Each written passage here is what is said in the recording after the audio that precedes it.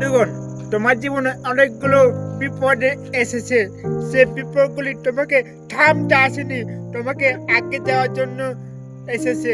এমন তোমার বিপদগুলিকে দেখে অনেক লোক বলবে তুই পারবি না, তোর দ্বারা কিছু হবে না, তুই একটা অলস মানুষ, তোর দ্বারা কিছু হবে না। বন্ধু, তুমি শোনো, তোমার দ্বারা ঠিক হবে। তুমি আসতে শুরু করো। আমি জানি তুমি পারবে, আমার বিশ্বাস তুমি পারবে ইনশাআল্লাহ। আল্লাহ রহমত, ভগবানের রহমত তোমার কাছে থাকে, তুমি পারবে। আজ নয় কাল নয়, তুমি এখনই শুরু করো। পথটা সহজ নয়, অনেক কঠিন। সেই কঠিন পথটাকে সহজ করার জন্য তোমাকে দিন রাত পরিশ্রম করতে হবে। এমন পরিশ্রম করতে হবে যে লোক বলে না তুই সফল হয়েছিস।